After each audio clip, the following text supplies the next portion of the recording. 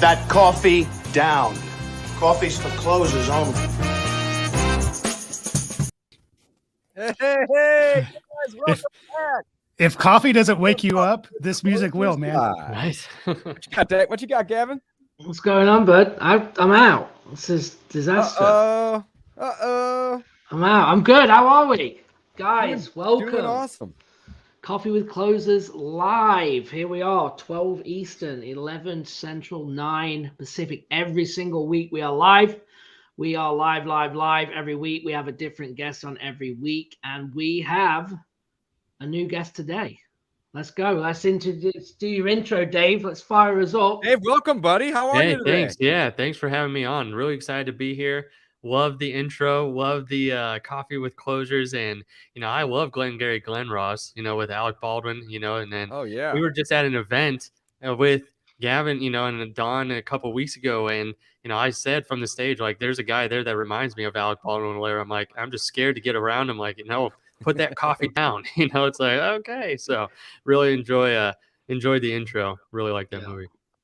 Awesome, man. Well, David, tell us a little bit about yourself, man. We're happy to have you on the show today. Yeah. So I was born at an early age. Just kidding. So no, I started in real estate investing myself in college. So someone gave me the book Rich Dad Poor Dad, and that's really what got me kicked off, was that book, that mindset shift, and really wanted to do deals in real estate. And that's what got me fired up. I bought my first house, fixed it up, rented it out for a while, then lived in there. It was my first house that I lived in, and then actually lease optioned it after I moved out of there with an incredible tenant, like paid early on time. And then 6 months later, he cashed me out with an actual loan. So I was like, okay, I like this. I want to keep doing this. So started working with an investment company and grew that from about 5-7 deals a month to about 25-30 deals a month. So we were just doing a whole bunch of different types of deals in there: wholesale, fix it, flip, all the stuff, seller finance. It was just anything and everything in between, lease options, rentals. So just a lot of experience from that. But yeah, that's a little bit of background of the real estate side and, how I got into that, and got a whole lot of other stuff I'm doing today. Turn that into, that's where I fell in love with the numbers side of the business, which if you are watching this live or recorded after, you get it. I've got the glasses. I used to have braces. So, I get the stigma, so that's where it's like, I like the numbers. I'm an entrepreneur, but I do like the numbers a lot. And that's where I started working with investors, helping them get their numbers in order and really helping to know like their books and their finances. And that's where I found the book Profit First from a mentor, recommended it to me. The book by Mike Mikowicz, great cash flow book. Yeah. So that's what got me started down this road. He's a great, not only is he a great author, but what do you call it whenever you read your own book? What's that called? I'm so stupid this morning. I don't know. Audio book. Narrator. He's a great narrator. Yeah, yes, he is. His books on Audible. And right? I'm just like, man, I like this guy. Yeah, he's great. He's good. He's good. Exciting. It's a great book.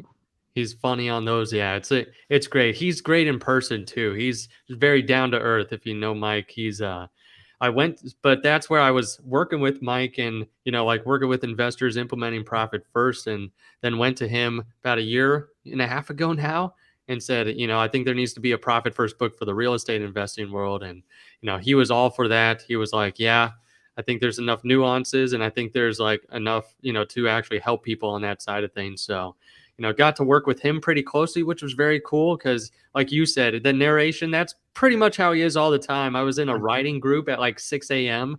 for the last year and a half with him, and he writes a lot of his books there and a lot of his content, and he's funny at 6 a.m. and I'm like, stop, just, I'm tired. Like, I need that coffee. And he's revved up, ready to go. Already been up for an hour he's now, right. So. He's already been up and with his coffee, but yeah, he's a good guy, really good guy.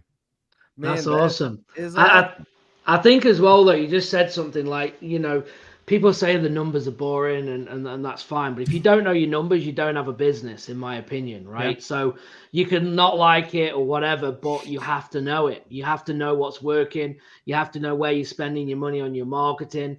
Is it actually making you profitable, right? Which we're going to talk a lot about today. Or are you just spending 10 grand to make 10 grand? Right. And if you don't know your numbers, you have no idea if you're profitable or not. And that's where it goes south for a lot of investors. So I think that's really, really good. So are you still active now? Obviously, you've gone into writing the book. We're going to come on to that. But are you still doing a lot of deals? Oh no, I sold everything I had to start Simple CFO, and because I saw a huge need there on that side to help investors with the financial side. Because at that point, I had enough where we could live anywhere, pretty much do anything. Sold that and it was like, hey, I want to help the real estate investing world, because I don't want it to be 2008 and 9 again, and like some of the friends that I had in real estate, just completely get demolished and wiped out. So it's just a lot of factors there. So that's where I kind of started this business and wanted to, bring this message of like, you don't have to live in the rat race, like as a real estate investor, don't have to live deal to deal, and really just help people get out of that cycle that they sometimes get into in their own business. That's well, awesome. I could use some help. We all can. That's for sure. Yeah. What you got, man? Help me out. Awesome. So I don't know my numbers very well. That's probably the first problem. Yeah, that's where most people, that's the biggest problem with that we see. It's like the biggest mistake investors make, but they avoid the finances. Because come on, I mean, we're entrepreneur guys and gals, like we want to go out there, get the deals done, go out, do the fun stuff, that we like to do. And that's usually the numbers portion, and the finance side is usually not the fun stuff to entrepreneurs. They're, like the plague, they treat it like, on that side. So it's like, and we don't get the training, the easy training, like we do for marketing for sellers, or, like there's not the easy, where it's like, oh, here's the different channels to do this or that. And it's like, well, no, usually you have to take accounting courses, or you have to do, learning the language of money, like Robert Kiyosaki says, is usually up to this point has been kind of difficult. So people come to me all the time. They're like, they're embarrassed to talk about the financial side. I'm like, no one's really taught you this simple way of managing business finances. Maybe you got help with Dave Ramsey or some of these other personal finance gurus, whatever, for your personal side, and, Robert Kiyosaki type mindset stuff, but no one's giving you like, here's how to manage the business finances that you can as an entrepreneur. And that's what really inspired me about the book Profit First. Was it's like an easy system for the entrepreneur to manage the cash and what's flowing through their business. So yeah, I would start there, David. I would start at reading Profit First, or Profit First for Real Estate Investing, and getting that in place. And I'm gonna check your I'm gonna go through your book, because it is obviously real estate based, which I'm excited to go through, because I loved the original, right? And it changed everything.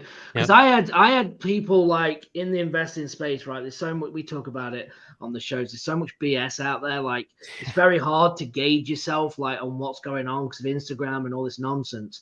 And it's like, oh no, this guy's doing 1.5 million in his business. This guy's doing 2 million. But when you actually get to know people and you break it down, you're like, hold on a minute, you're turning over double what I turn over, but I make way more money than you, right? Because of the ways. Like I think one of the biggest things I see as well in our industry is like when acquisition people, your sales guys, right? They can make good money if they're good, but then they make more money than the owner. Like, oh, I'm not paying myself. But your acquisition's making over 100 grand a year and you don't pay yourself. Like, have you lost your mind? Like the way that these people set up, so it is big. And I it's my favorite book, so I'm excited to go through yours. And so what teachings can you give us, in the book? And obviously, people need to go and get it. But like, how are you working with clients like us and people in the space? What's kind of some of your methods? Sure. So I'll just go through the framework of just the general framework of Profit First, and then I'll tell you like what's specific to the real estate investing side.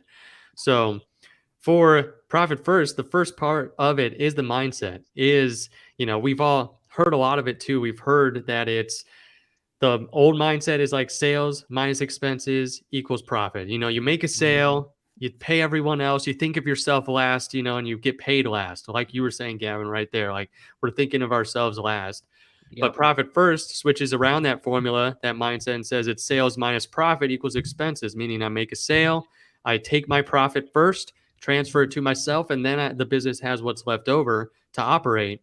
which is a big mindset shift for a lot of entrepreneurs because we're just taught to like the hustle, the grind, like just pour everything back into my business. I'm a real estate investor. If I have money in an account, it's going to be gone on another property, another deal. So the problem is we've heard that mindset from other places as well too, like Rich Dad, Poor Dad, like pay yourself first. He beats that into our head. Or The Richest Man in Babylon, a portion of all I have is mine to keep. Like they give us that information and that mindset, but it doesn't become reality unless we have a simple system in place to be able to actually capitalize on that mindset and to see it in effect. So we need to pay yourself first. That's what getting that mindset in place. So how do you do that? Profit first, why I like it too, is it has teeth behind it. The practical sense of how do I make profit a habit on every single deal that I do, on my overall business? How do I make sure that we're taken care of? So it's literally like the envelope system. I don't know if you've heard of the envelope system or whatnot, but basically like if your grandma and grandpa used to have like envelopes for a little, for all the cash that they would put in for the different areas of what I got friends that still use the envelope system. There you go. There you go. And my parents or I think friends, it's great. But I also think it's funny because I'm like, you actually have cash? Right. Like everything is on a microchip these days. Right. Exactly. Yeah. Everything. That's where I like it for business because you don't do actual physical envelopes with cash. You do bank accounts because it is digital. And like, I can't even imagine trying to manage cash like that and, with an actual envelope in a business, but I can with bank accounts. And so you set up physical bank accounts because one of the biggest mistakes we see with investors, because you were asking Gavin how we work with investors, is they have one big bank account that all their money goes into, and it's just that melting pot.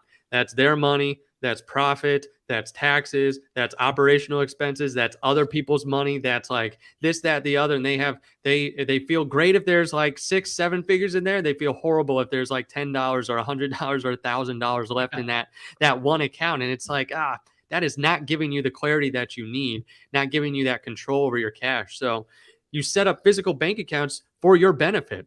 And like I said, I already outed myself as a nerd and a geek here, but I love big epic sagas, big stories, big, like Harry Potter, Star Wars, those types of things. And they always have what's called the golden trio, like those three main heroes, like Luke, Han, Leia, that are always pushing the story forward for good. They're always going out there and making sure that there's a good ending to the story. But your business is your epic saga. Like you are doing this for you, for your family, for your legacy, whatever it is. And so the first 3 bank accounts are your golden trio. You should set up a profit account for the profit of the business. For number 2, an owner's compensation to make sure you're paying yourself if you're sitting in a seat, and then an owner's income tax. So if the business is paying taxes or if you're paying taxes, you need to make sure you're covered so you don't have to scramble at the end of the year. So the profit account is strictly for like the reward of opening up and starting and running and taking the risk for your blood, sweat, and tears. Hey, that David, account is for I got to your interrupt reward. you for 1 second, but I love it because here's the thing. The definition of business is the act of making money. People forget that, right? They're like, oh, I'm going to go into business, but then they don't pay themselves or they don't set aside profits. Exactly. So again, I apologize for interrupting, but I just wanted to emphasize that because that's huge. That's where if you just have that one bank account, you have no idea what's yours. And that's why just splitting out that money, to giving you that clarity of like, hey, I actually have cash profit. I can pay myself. Like I'm getting in the habits of funding these accounts so that way I know that I'm taken care of as the owner. That's another thing too. Like you say, we lose sight of the ball of like why we're really in business, what this is all about. And then that's when you have an 80-hour week and you're like, what the heck did I do? Like, why did I trade in my cushy W-2, that I couldn't always take a vacation for, but at least I knew, like at the end of the day, I was, getting paid. And it's like, that's where you have to make sure in your business, you clear out a lot of that head garbage. Because like you won't be able to make the best decisions if you're not paying yourself. You're not going to be able to you're going to be making your decisions from fear rather than from your purpose. Like you got to make sure that you are giving yourself the reward of why you started the business and that it's actually profitable for you. Cash profitability, not some number that some CPA tells you at the end of the year. And you're like, where the heck is that money? So that's where it's setting up these accounts. Another account too, to set up an income account where deposits come in. That to me is a control account. It is literally just holding deposits until you move the money to the other accounts. So that way you're in control of the finances to say, okay, I just sold a flip, got $50,000 in. I'm going to make sure that there's profit from this flip, that cash profit that I'm paying myself from this flip, I'm paying myself, and that the taxes, I'm saving for taxes from this flip. And then there's obviously operational expenses to make sure the business is running. So that's where that income account comes into play, to give the business owner control and give them intentionality behind every single dollar that comes into their business. The fifth account is just the OPEX. That's what everyone has already. It's the operational expenses to run the business. But those are the core foundational accounts that I would set up as a part of the profit first system. And so real quick, so there's 5, right? So you have your first one is your income, where everything drives into one account, right? Is the hold. So you collect in one and then you disperse into 4. Correct? So we have the income account, and then what are the 4? Just one more time. So that golden trio, so the profit, the owner's comp, owner's income tax, and then you've got the operational expense account, to run the actual day-to-day operations of the business. One of the biggest kickbacks we get, like when we start working with people, is like, oh man, 4 accounts. Like, are you kidding me? Like I have to go out. I already have 12. Right, exactly. I already have 12 or whatever here. And I'm like, okay, out of those ones that you have already, or the one account that you have, do you have accounts specifically for you? Like, this is for you, the owner, for your benefit. Like, so I'm trying to just get that light bulb to come on. But also I tell people, if you're listening to something like this and you're like, I can't do that many, or like, is this for me? Go out. The whole point of the system is to make profit a habit in your business. So go open up at least one account, name it profit, and transfer 1% of income. Like, make it something very doable for you, so you can get into the habit of getting into, the profitability of the company. So great question. Matt's got one here. Matt is one of our biggest fans. He's on every episode. We love Matt. I'm gonna have to meet Matt someday, buy him some dinner or something. Matt says, what % do you put in each? That's a great question. I'm curious to know the same. When you start out, I would start where you can. Then the book, there's a technical great term. Advice. When you start out, start where you can, percentage wise. In the book, there's a technical term for that. It's called current allocation percentages, what you're actually transferring into those accounts. But you need to look at simply, what do I need from the business, and what % is that of the business? And can I physically take this right now and start allocating by those percentages? In the book as well, too, there's targets to shoot for.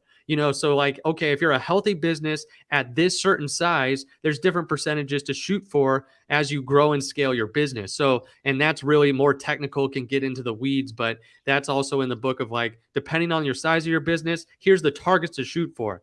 But you should look at, what can I do today that's not going to ruin the business? Because I don't like telling people those targets as much right away, because some people try and shoot for those targets. Like, oh, now I'm just going to use those as my percentages. And it's like, their operational expenses are like 80%, and it's telling them they should be at 45. And it's like, yeah, I don't think you're going to be able to cut, that much out of there, 35% just in one fell swoop. So, it's like making sure you're starting where you can, and then getting better over time, quarter to quarter, of raising those percentages, the ones that are for you, and lowering the OPEX down, the operational expense one, over time, and gives you targets to shoot for.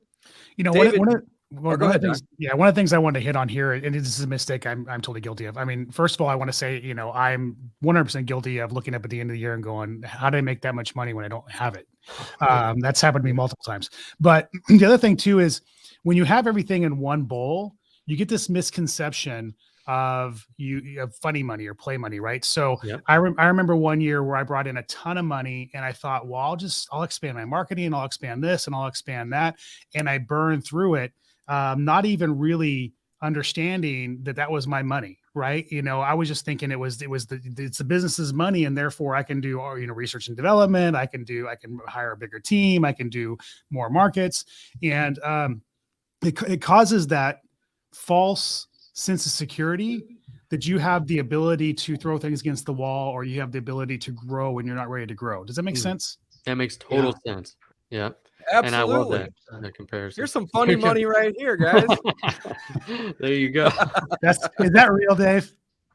Well, this is my goal. I want 100,000 a month. So okay, I got to keep 100,000 laying around just in case, so I can see where I'm at. You got to know where you're starting at. No, I'm asking, is that like real cash? Or don't worry about that. Is that Amazon cash? Yeah, don't you worry about that. That's I'm coming to your office, bro. Yeah, That's right. So David, it sounds to me like basically the principle behind profit first, or profit first for real estate investors, is very similar to the mindset that separates what I like to think, what separates the rich from the poor. And it's a very simple mindset. And that mindset is save first, or another way to word that would be to invest first, save and invest first, and then spend what's left over. That's what rich people do. Poor people, on the other hand, will spend first and then save and or invest what's left over. And it usually is very little to none, right? Because they have all of this money sitting there to then go spend, right? Well, if you take money out first and go and save it or invest it, and then you only spend what's left, now you're limited. And it sounds to me like this principle is really aligning up with that mindset. And personally, I think that mindset is the only thing that separates a rich person from a poor person. It's that simple. It really is. And I love this system because it gives you a system to put that mindset in place.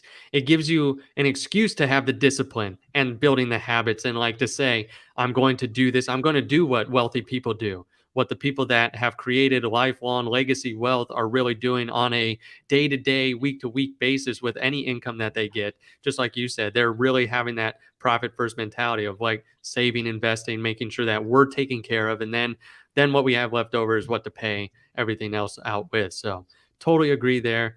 I want to say one other thing on the accounts, like for the real estate investing side, that's specific to this book, is there's another account I recommend opening up. It's called OPM, Other People's Money. If you are handling short-term deals like projects or whatnot and getting money from other people, you don't want to mingle that with, commingle that with the operational expense money or whatnot, because then it's very easy to, even if you have everything else separated out, your own profit, your own owner's comp, all that stuff as separate from your operational expenses. If you're mixing in people's project money for you, like private lenders. Yeah, it can easily get allocated elsewhere, or totally. We have an account for just that purpose. Actually, we have two. Exactly. One for rental rehabs and one for fix and flip rehab. So that's a great idea, guys. Having more accounts, is really it's better than having less. Now it's going to create a little bit more work to manage those accounts. It's going to create a little bit more tax preparation at the end of the year. But again, if you're able to take money that comes in and allocate it right away to these specific reasons or meanings or buckets, it's going to be less that you're going to have in that operational account, and you're going to think twice about spending money that you may or may not have. And that's really what it comes down to. A lot of businesses, may have a lot of income, but they have a lot of expenses too. And at the end of the day, the bottom line is what matters. I am not impressed when somebody tells me that they have a business that does 300 million when they spend 290 of it. Right. That is not impressive to me. You generated 10 million, but you just went and generated and spent. But here's the thing, Dave. Times that amount. They don't tell you that. They don't tell you the second bit. They don't tell you the second. Tell you the 10 million. Bottom line that matters. At the end of the day, this is a business. And just to recap, the definition of business is the act of making money. Hang on. Are you saying you're not impressed by somebody creating a giant prison that takes a ton of work and infrastructure and headaches and doesn't really generate them a whole lot of money in profit, even though it makes 300 million? How are you not impressed by that? I'm just not. I mean, maybe that example was not a good example. I'm kidding. I'm messing with you. Let's do another example. The guy brings in 3 million and he spends 2.9 of it. So he's making 100 grand, and but sometimes people will say, well, we did 3 million. Real estate agents are the worst. Like, I sold $260 million worth of real estate. It's like, how much of it did you buy yourself? Typically none.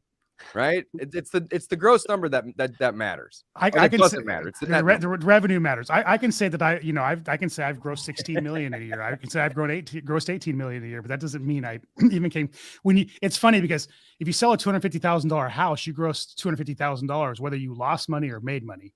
And so the gross number can be falsified very quick. Yeah. Right. What do you see though? $250,000 check right there.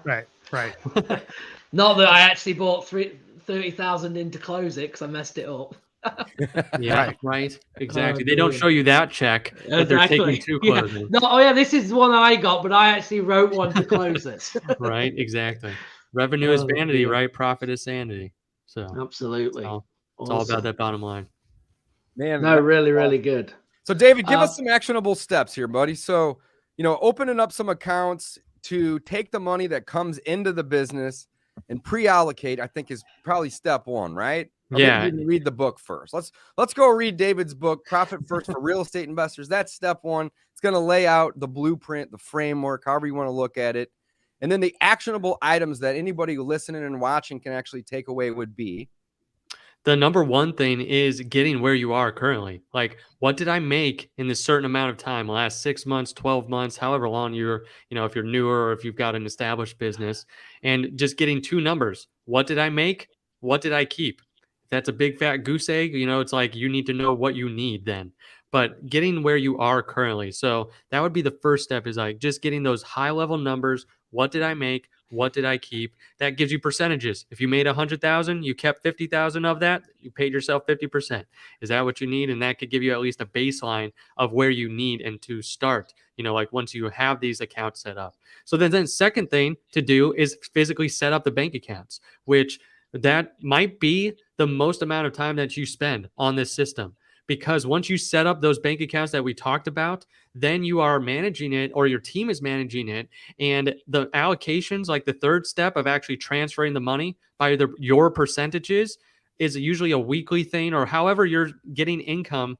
If you're getting income every day, maybe not every day, but maybe at least once a week, you would transfer that money into those different buckets. And that's only once a week. It's not a system that's heavily managed. That's or a whatnot. 10 or 20 minute activity. Exactly. That's a 10, 20 minute thing. I think if you're first starting out, even if you're a bigger business, the owner should do the transfers to see the system starting to work and starting to see the profit growing and whatnot, then handing it off maybe in the future. But if you're just starting out, even if you're just on your first deal, like setting this system in place, getting those accounts set up, getting where you need to be, where your numbers are, like where your percentages are, and starting to get into the habit of having the profit be on automatic every single deal. So figure out where you are, set up the accounts, and then transfer by your percentages. And then every quarter, readjust those percentages. Get better every single quarter. Like if you're growing the business or if you're getting more profitable, like start to tweak those percentages every quarter to make yourself more profitable. I love that. So we started doing this probably about 3 months ago. So we're brand new at it. But I can tell you, I'm really excited because usually at the end of the year, we get about $30,000 to $40,000 worth of tax bills. And we probably pay close to $100,000 in property tax a year at this point. But we have, maybe 2/3 or just under that, probably about 60% is escrowed. But 40% of these mortgages are not escrowed. So getting a $40,000 or $50,000 bill in January is never fun. So we've done this 4 or 5 years, and it's been growing every year. And we just have always been like, oh, we'll figure it out in January. But planning and doing this method, now we're setting aside an account just for unescrowed taxes. Awesome. Along with profit and having the operating account. And here's the thing, like you guys, there's a great framework in David's book here, right? But I think the main lesson though is to take the money and allocate it first and then spend what's left, right? Versus go spend all this money and then you're not going to have your money for your taxes. You're not going to have your money. And you even mentioned the income tax. I'm talking property tax. So you could have 2 different tax accounts if you're a landlord like me, right? Yeah, so, exactly. Man, I think you have to. I mean, you have to, especially as you start doing business.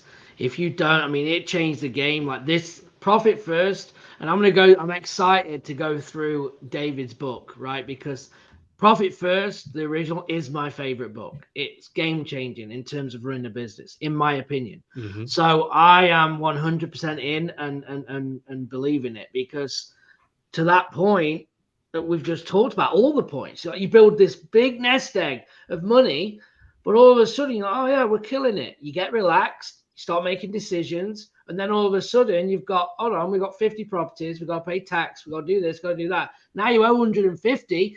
Out of your 250 in your account, you lost 150 grand over like one phone call with your accountant. You want to throw up, and you got to pay it. So all of a sudden now you're going, hold on, I don't look as good as I thought. Right. So it is just, I cannot express it enough. Like, you have to do it. It's like not even a question. It's a must, in my opinion. Oh yeah, I agree, Kevin. I agree. Because at the end of the year, the last thing that you want to be debating on is should we make this investment in our business or should we pay ourselves?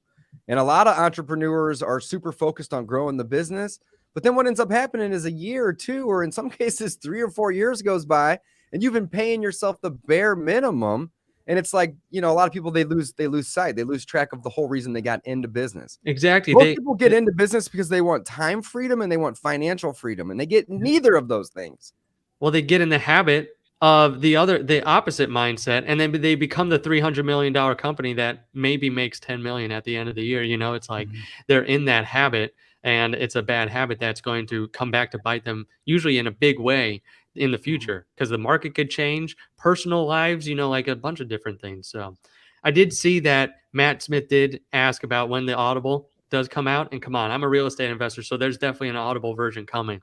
It's already recorded. I got the official files. I need to upload them. The ACX takes several weeks, so it'll probably, the official print launch is December 7th. So this one will probably be very early January when the Audible version comes out. So I did record that. So I'm excited. Is it you? That. Oh yeah, I did it in one session. Sat down for 6 hours and recorded the book and got it all done. So really excited about getting the audio version out as well too. Good for you. That is awesome. That is awesome. Love it. Dave, you want to hit some questions? Yeah. If anybody's got any questions, guys, we're going to open it up for a little Q&A. If you are watching, make sure you hit that like button. If you're on YouTube, hit that subscribe button. Helps us reach a wider audience, guys. We really appreciate it. Dave, in the meantime, while we have some questions coming in, what's a great way for people to connect with you? If they wanted to, work with Simple CFO or learn more about you, do you have a website? How do they get the book? How do they get the book? Social media? Yeah, all the above, man. What you got? So simplecfobook.com will take you to the ebook or the print version via Amazon or other places that we have it set up. Also bulk orders too. If you're have a little meetup group or something, you get bigger discounts, obviously, if you just buy even just a couple copies. So go to simplecfobook.com for the book, and then simplecfosolutions.com to work with us, or to potentially work with a fractional CFO, basically a part-time CFO on your team to help implement Profit First and do other things to make sure that you are actually profitable, getting in that habit, holding you accountable to a lot of these things, getting your numbers in place. So that's how you get a hold of us, simplecfosolutions.com, and then the book's at simplecfobook.com. Nice. I'll share that here in the comments now with everybody so you guys can see that and connect with David and or get the book. I love it. Got that here. simplecfobook.com for the book, and then simplecfosolutions.com or to work with David, guys. I don't know why am I spacing on. And I guess you're going to add the Audible, right? Yeah, that will be available when it comes out in January. So we'll make sure to add that once it's officially uploaded and everything. So we'll have that out there too. Hell yeah, Matt's looking forward to it. I'm looking forward to it. I like Audible. Yes. So Audible is definitely. Me too. That's gonna be my preference for sure. Me too. I like that. Looks like Matt has a good question. He said, at what point do you have too many accounts and overcomplicate things, like setting up a marketing account on top of those other accounts? Great question. That's where I think most people have that before they start implementing. But once you start implementing, you see the clarity the accounts give you, And then people add more accounts. Like one guy was like, I'll never add a bunch of accounts. And now he's like 10 accounts just for his profit first system. And he just texted me the other day. He's like, I'm never going back. Like, I'm never going back because of the clarity it provides to me of like what I have to spend for these areas, where I am personally. He just took like a 2-week RV vacation too with his family, like from his profit account. It's like, no, he's like, I'm never going back to where I was. So I would say if you ever overcomplicate things, then scale back if you need to. Like, the system is here to serve you. If it's taking too much of your time, too much of your mental energy to spend this money, to spend your time on the revenue generating activities, then that might be when you need to look at it and say, okay, am I spending too much time on this? Because it really, once you have it set up, it really shouldn't take you much time, and you only adding accounts that serve you, that serve the business. So I've seen people add the marketing accounts or like an investment account. So that's where they say, if I have money in this account, I'll buy a property myself, or I'll fund the rehab portion or whatever, like they're setting these up for specific real estate, specific items like that. So I would just say if it's not serving you, then you know that it's time for something to shift inside of there. So there you go. I love that. I absolutely love that. Having the extra accounts is really no big deal. And one of the things that I picked up from, so I personally haven't read the book. I own it, but my business partner here has, and we've already started implementing some of the things. But one of the things that I really like is that we have a couple accounts at our existing bank, and then we have a couple accounts at another bank. Mm-hmm. And one of the reasons I really like that is because if you get into a bind and you need to borrow from one account, it's really easy to just go online and just make a transfer. Yeah. But when it's in another bank, it creates a hurdle. It creates a barrier. So then all of a sudden we're starting to get a little bit more creative with our thinking. Well, if we have to do that, we will, but ideally we don't. And now there's this extra step that's going to help prevent us from stealing from our own account that has its own purpose. So that's one of my favorite things that we're doing right now. We've added 4 or 5 accounts, a couple at our existing and more so at the third party bank. And of course we still have a login and access and all that stuff, but we can't just go transfer it from the account that we put in there out right back into operations. There's that hurdle. It helps create that discipline, of not being able to just go in there and take the money whenever. So I would specifically do that with like the profit and the tax account. Don't want to steal from Uncle Sam. You don't want to steal from Uncle Sam. Yourself. Yeah, right. Uncle Sam or yourself. That is a great point. See, in the book as well, he talks about so you haven't got checks, you haven't got bank cards for it. Like, you have to physically walk into the bank with ID to literally get money out. So make it super hard. And that, I think if he said, they didn't even give me a tell card. people, like, not even like tell your banker, like, if you have a good relationship, like, don't let, if I come in and try and get this, like, try and talk me out of it. Like, no, don't. Yeah, absolutely. Yeah, exactly. Try to talk me out of it, man. Most banks at this point, if you make a big withdrawal, they're asking you 40 questions. Well, what's it for? What are you doing? If you tell them you're buying crypto, they're going to close your account. Right. Exactly. Seriously? I've had 2 or 3 friends get their accounts closed lately. Pulling out. I mean, they were pulling 20, 30, 40 grand out, and the bank's like, we're not happy with that. It's crazy. Just keep your mouth shut when you're in a bank these days. I'm telling you. Well, a few of the laws are trying to pass here in the near future. You're really gonna have to keep your mouth shut when you're in a bank. Yeah, that's what I'm saying. That's what I'm saying. It's crazy. It really is. But having multiple accounts is the main thing. Not giving yourself immediate access to those or access to transfer out into your operation account is another really big point there. And then not having, debit or credit cards linked to those accounts. Use those accounts to just pay the big bills and or pay you quarterly or whatever it may be. That's the point. Amy's got a good question here. Can you talk more about the difference between the profit account and the owner compensation account? Excellent question. I don't even know the difference.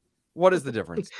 Beautiful question. Yeah, that's a great one. I get this. We get this all the time. Like, aren't those the same thing? No, the profit account is for your return on starting the business. It is your investment being realized in cash. And I'll go into the practicality behind that. Owner's compensation is more for you. If you're sitting in a seat in your business doing any part of it, you should be compensating yourself for the work that you do. If you're in sales or if you're in operations or whatever you might be doing, project management. Like a W-2 account, right? Like almost like that. Like if you aren't on W-2 and just taking distributions, like this is your regular pay that the owner's compensation is for that. The profit account is at the end of every quarter. You should take the money from there and do one of two things. If you've got bad debt that's keeping you up at night, you should take that profit from the profit account and pay down that bad debt. Any debt that you have that you don't want on your plate, if you racked up credit cards or whatever it is, get that stress off your plate. The second thing, if you're like, you know what, I've cleared out a lot of that, I just have the profit, then it's for you. Do not say, I'm going to go reinvest this back into my business. And, it's like, okay, now we're going to grow. Use that money specifically for a reward for yourself. Go out, buy something, and we say take up to 50% of what's in that account. So you still have a little bit of a buffer. You still have a reserve in there, but then you're actually taking some money out in the profit account and using it for whatever you want. Like I said, that guy that just took a vacation, 2-week vacation with his family. We had another client who literally took like 50 grand out of that account at the end of this quarter. That was half of what was in his account that he had saved up. And he's like, you know what, I'm going to go out. And he actually moved like out of country and, living somewhere else now. And he's like, living the life that he wanted to live. So that profit account is for why you started the business and what those overarching, why you even did what you did, to start it. So hopefully that helps, Amy, between those two accounts and what those are for. Love it. Love it. Makes complete sense. Okay, so say that again in like 2 sentences, though. I'm kind of dumb, man. I need to simplify this. Profit. I'm still confused. So profit is just the reward at the end of a quarter to take out. Owner's comp is what you pay yourself on a consistent basis, week to week or month to month or bi-weekly. It's your pay, the pay that you have. So the owner's account's being funded. Are you on W-2, Dave, for your business? I am, but also 1099 as well, right? Because bonuses and stuff along those lines. All that as an example. Yeah, but we do pay ourselves W-2 as well as the 1099, and it ends up being owners. They're owners. Yeah, the owner contributions. Exactly. So that's what that accounts for. Is anything that you're paying yourself on a consistent basis, whether it be W-2 or draws. Got it. Profit is like your reward at the end of the quarter. Okay, so that's more of a quarterly thing. That's more of a quarterly thing. Yep, exactly. Got it. Okay. Hey, that's actually a really great question, Amy. I'm glad you asked because I can always use some clarification on some of this stuff here as well. That is awesome. Don, you're so quiet, man. I know you got a question or two. No, I'm taking it all in, man. You got the questions rolling pretty good. So, are you guys like sitting in a cupboard or what's going on with these backgrounds? Like me and Dave are like bright, and then you two look like you've been locked. How's that? There you go. There you go. Spice it up a little bit. Don looks like a floating head. With his black shirt on. He does have arms. There we go. I have arms. No, it's just it's important to understand this is a discipline, right? And it's a hard discipline. I mean, most of us come into this game not even understanding how to run a business, not understanding, the fundamentals in all the things that we're going to run into along the way. And so I think if you've never even done a deal, let me put it this way. There's not many things that I would say that you need to do before you do a deal. Like you don't need a website, you don't need a business card, you don't need all the garbage before you do a deal. But I would say that if you're going to do anything before you do a deal, read this book. And the reason why is because you get that first check. And I think it's very important. You should have that first check. You should take a little bit of that money to reward yourself, maybe half because it's your first deal, and then reinvest the rest of it in your business in a very smart way. And understanding profit first from that first deal on, and how to allocate those funds so you can start to build a real business from day one, I think would fundamentally help you in your journey along the way, instead of being 6 months or a year in and in a hole with a trail of destruction behind you, trying to figure out how to get your money right. Yeah, no, that's so good. And I love what you said there. Like, all that other stuff is just so garbage, like setting up the website, go out, make offers, get a house under contract, like ink the deal, get it done, get it sold, do something. So absolutely love that advice. I don't think that's preached enough. So, right. Yep.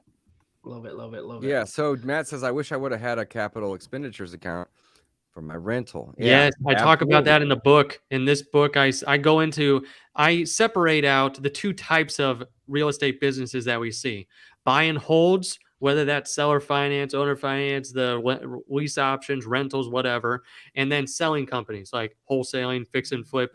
And I say for the rentals, there's another account to set up, capital expenditures, to make sure that you are saving for those things. Yeah, and even if that's just to put in, 3 to 5% exactly of what comes in that account, it's going to make it a whole lot easier to go spend, 5 or 10 grand on 2 or 3 new roofs or 2 or 3 new air conditioners when the weather changes, or heaters, right? Yep. I mean, that happens to us all the time, where we, the weather changes and we have 80 plus units and 4 of the air conditioners or the heaters aren't working. And oftentimes we can fix them. Other times it's like, man, this thing is shot. There goes $4 grand. And if it's not already pre-planned and having that money allocated out, now it's coming out of the other accounts that we're using for marketing or payroll or whatever. Right. So it's like, definitely being prepared for these expenses, just like we're doing with the property taxes now.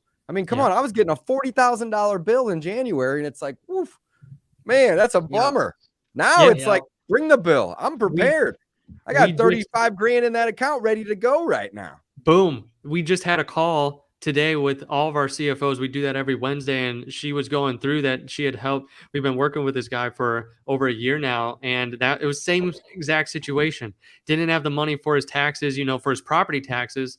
And he's like, we usually spend about 50, 60 grand. And he now has, at the end of this year, he's got 60 grand. He's like, I don't have to worry about that. He's like January is going to be the best month. Right. Then. He's like, I am already prepared. I'm prepared to pay them and to get this off my, plate. We just started doing that, David, like 4 months ago. And we double timed it the first 2-3 months to kind of catch up. Yep. And it was, I'm going to be honest, it burned a little bit, but it burned a lot less spread out than it does hitting that $40,000 or $50,000 bill come January. Exactly. So I am like ecstatic that my partner, is implementing these things into our business. I'm all behind him, of course. Like, this is actually really great to be, to have a better plan. That's really what it comes down to, right? We all set goals. A goal without a plan is a dream. So then we put together a plan, but we often don't follow the plan very well. Yep. So this is just another way to keep on track. Keep you focused on that plan. I have a question. How hard is it to get your CPA, your accountant, on board with this? I need like that one. I was going to say, depends on who you're working with, because a lot of them have, if we come into the picture, they've got someone that's already telling them what to do and how to do it. And like, it makes their life easier at the end of the day. It really does, the CPA, because most people have a total just mess on their hands. So this helps clarify where money's flowing and makes things easier to track for the business owner too, which ultimately helps the CPA to really get on board. So that's I would say once they get that mentality, but if you're going to your CPA by yourself, give them the book and just be like, hey, I want you to read this and I want to start implementing it. And then you have to be like, if they're like, no, I'm not doing this, then you probably should find someone else, because this system is for you, for the owner to get into the habit. This is not the CPA, and that they'll benefit from it because it'll clean up stuff and it'll help you get in order. But it's for you. So for you. And the reason I asked that question is because you're going to, for the short term, going to get that kickback. Like, you don't need all these accounts. Right. We can figure it out. You don't need to do all that. We're logging it. You're going to hear a lot of this. So I'm just preparing people. When you do this, your accountant, your bookkeeper is going to come and go, what are you doing? This exactly. is madness. All right, man, it's a complicated one here, but I'm curious to see what David says, because this is a good question. But so Matt says, do you roll your profit account into a whole life insurance account to lend to yourself, so you're paying yourself interest instead of the bank using your money, or paying lenders versus somebody else's money? So it's kind of a complex question, but I'm curious to hear what you think about that. This is the infinite banking concept. I love it. Correct. I absolutely love the infinite. It's what I do with my profit. I roll it into and have my Richter family bank set up to be able to exactly take control back over the banking functionality of the way that I use my money. So it works very well with real estate investors because you can really start to see compounding returns all the time. So I personally like this methodology. It is way more than the couple minutes we have left here to dive into, Sure. but it is. But if for Matt, because it sounds like Matt has experience in this, this is something that we like to teach. And if someone wants to get more advanced, like with Profit First and with taking control of their interest and paying that back to themselves, this is something that, we definitely endorse and want people to be using, especially in the real estate world, because of the returns you can get for yourself. You like the whole life insurance policy thing? I used to not because I was a Dave Ramsey fan, and he was like, whole life is the devil, and it's like, if you have this, you are a horrible person, and it's like, after researching it for several years and then going through and sitting down with people who are actually doing it in these masterminds that I really respect and getting an understanding of it, I was like, okay, I really like this methodology, and it's going to help control my banking functionality, and getting interest that I was paying other people, back into my pocket. So as fast as I could. So it's a process, and that's a long process to get it set up and get going, but it's something that can change, generations of your family. This is how people like the Rockefellers still have money today, because they set up life insurance policies when a new member of the family is born, and then they are literally doing this system to pay themselves back every single time, inside of their own family. So it's like, this is how wealthy people build generational wealth. So let's put it in perspective. I mean, whole life is the devil for the average person who's working a W-2 job and doesn't understand how to utilize it properly to build wealth. Whole life is a great strategy for people who are building businesses, or for instance, you can borrow from your whole life account and pay yourself back instead of, so you're banking the money and borrowing from it and paying it back. And while you're borrowing from it, it's still earning, it has earning potential for you. There's and I'm not an expert to even get in the weeds to talk about it. You definitely want to get somebody who understands it to break it down for you, but it's a great wealth generation tool. It's a great keeper of wealth as long as you are utilizing it properly. If you're somebody that has a W-2 job and isn't going to utilize it, then it's probably not going to be something you want to invest in. And I think Dave Ramsey is speaking to the average person and not the entrepreneur out there building businesses. So that's just to put it in perspective. I want to go back to the accountant thing too, real quick, because I wanted to chime in on that earlier. I think it's very important to work with your accountant on a monthly basis, even if you have an internal bookkeeper, whoever's going to be doing your taxes at the end of the year. A lot of us make the mistake of handing them everything at the end of the year or near the end of the year.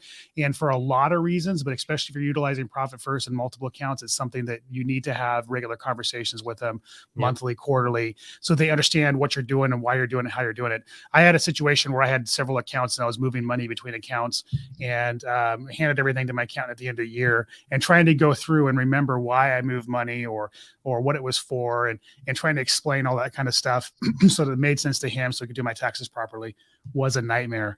So if you're operating out of multiple accounts, especially if there's any money movement in them whatsoever, or transferring from different bank, from Chase to B of A, you're going to want to make sure that your accountant, you're documenting that process and communicating with whoever's doing your tax at the end of the year through the process. That'll make it easier. I just want to throw that in there.